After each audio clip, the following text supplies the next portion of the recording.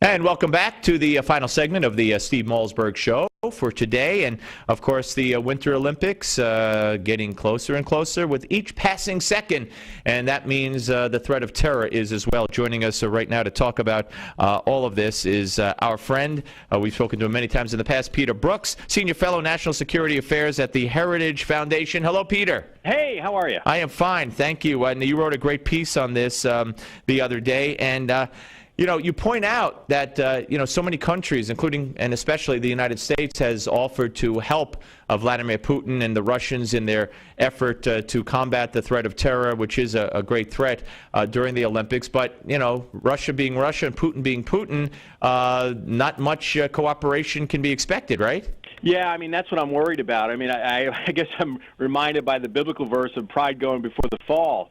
The Russians are nationalistic. You have to think about Putin and his background, former KGB officer, didn't like the way the Cold War ended, and thinking he can go alone. Now, I hope that the public bravado put on by the Russians is actually matched privately by a lot of cooperation, because international cooperation is critical to preventing international terrorism. And as good as the Russians are, the Americans are better. And even though it's their backyard, there's possibilities that us or the Europeans or a Middle Eastern country, since this is the group that's operating in the Caucasus, does have some connections outside of Russia, that they can help make this a safe Olympics. Even, God forbid, in a worst-case scenario, the U.S. is providing for our athletes and Americans there ships at the ready, soldiers at the ready to evacuate, but they couldn't even come in unless they got a green light, if God forbid that eventuality came, unless they got a green light from Russia. Yeah, it is sovereign Russian territory. The Olympics is not an international city. Sochi's not an international city that way. And I think that's what everybody's worried about. We have some planes in Germany and some ships off the coast, but they're not there to prevent a terrorist attack. They're there in case there needs to be a reaction to a terrorist attack in Sochi. So, yeah, you need Russian permission. It's their country. And as you point out, Peter, it's not as if they just got the Olympics last month and haven't had time to prepare for this. They got the notification in 2007.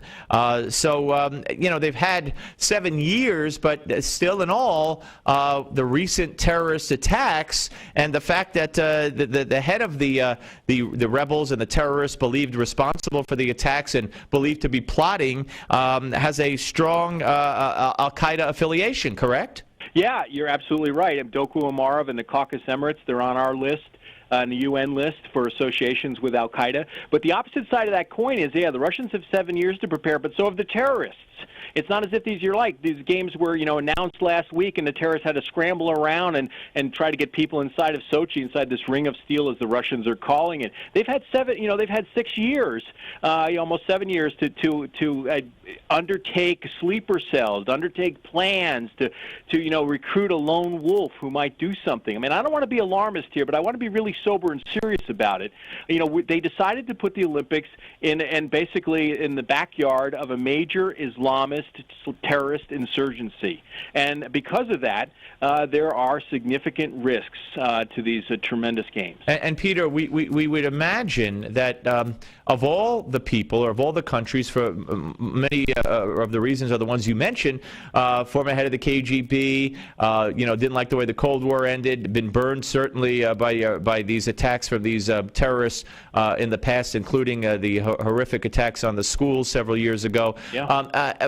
And human rights not a big issue with Vladimir Putin and with Russia, so they're not restricted by the same restrictions we are here. So you would think that you might feel safe over there if the battle is against terror, but it hasn't worked out that way for Russia. No, this insurgency, has been going on since after the Cold War, since about 1994. It's had its ebbs and flows in terms of activity, but this terror group is serious and they're deadly. They've been involved in some of the most horrific attacks in Russian history in terms of terrorism. The Beslan school, as you mentioned, 300 children, I believe, if I recall correctly, were killed. They sieged the Moscow theater in 2002. They've brought down airliners. They've attacked airports. They've attacked trains, buses. They've sieged apartment buildings.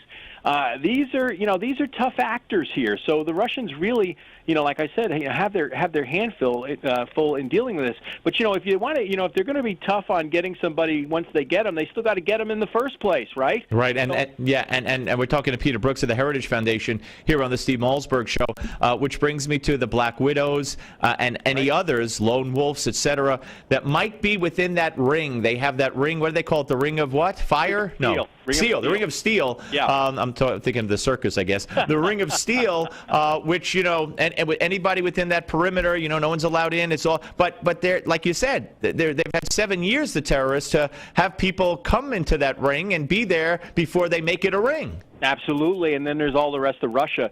People forget I think there may be 2 countries that have direct flights to Sochi. The rest of them are going to come through Moscow. The attack on Volgograd last month at the train station, Volgograd is a main rail hub. Most of the people that are going to the Olympics, they're expecting like 200,000. I mean, these are smaller than the Summer Games, although they will be, I believe, the biggest Winter Olympics ever because of some new events and more medals. But the fact is that Volgograd, for instance, if you're going into the Caucasus, is a main rail hub, and most of the people attending the games will actually be Russians. So they'll be coming. A lot of them will be coming through there. So there are a lot of vulnerabilities outside of that. And Steve, if you look at a terrorist group and what they're trying to achieve, they want notoriety, they want to attract new recruits, and they also want to attract funding. So what they have to do is they have to be activists. So they don't necessarily have to do it at the games. They could do it somewhere else in Russia with all the media attention on the games. And like I said, of all the media calls I've gotten, I think people are as interested in the sports as they are in the potential, security threat. Yeah. That this is certainly for them. They know the eyes of the world are on Sochi the next 2 weeks. And by the way, the latest report out of Sochi, journalists, they are reporting that the hotels, they're still being built. Things aren't ready, and that doesn't bode well for security. Well, I would hope that they'd spend more effort on the security and maybe the hotel's flag. But I hope it's not both. You know what I mean? Yeah, I hear you. All right. We have to be worried. We obviously have to be worried about that. All right. Well, Peter, thank you for your expertise and your time. We always appreciate talking to you. Thank you. All the best. Peter Brookes, ladies and gentlemen, from the Heritage Foundation, where he is Senior Fellow in National